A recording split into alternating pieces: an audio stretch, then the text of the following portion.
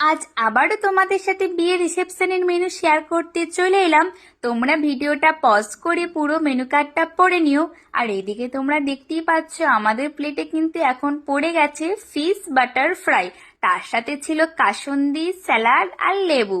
প্রথমে fish butter ফ্রাইটা একটু ভেঙে নিয়ে দেখলাম যে ভেটকি মাছের পরিমাণটা কিন্তু ভালোই আছে, তাই কাসুন্দি দিয়ে এখন গরম গরম খাচ্ছি। এই ভেটকি মাছের ফিশ বাটার ফ্রাইটা কিন্তু গরম গরম খেতে জাস্ট দুর্দান্ত লাগছিল। ফিশ বাটার ফ্রাই খাওয়া শেষ করার পরে চলে এলো কুলচা, আর তার সাথে ছিল কিন্তু ডাল মাখনি। কুলচা খাওয়া শেষ হতেই পরের আইটেমে ছিল গোবিন্দভোগ চালের ঝুরঝুরে বাসন্তী পোলাও, আর তার সাথে দিচ্ছিল কিন্তু চিলি চিকেন। আমি বেশি চিলি চিকেন নিইনি, মাত্র 2 পিসই চিলি চিকেন নিয়েছি। চিলি চিকেন দিয়ে পোলাও খাওয়া শেষ করে আমি আবারও একটু বাসন্তী পোলাও নিয়ে নিয়েছিলাম, কারণ এর পরের আইটেমেই আছে কিন্তু মটন। আর মটনে কিন্তু আমার সব থেকে ফেভারিট পিস পড়েছে এই চর্বি, কিন্তু চর্বি কিন্তু বেশি খাওয়া যাবে না, তাই মাত্র 2 পিসই খেয়েছিলাম।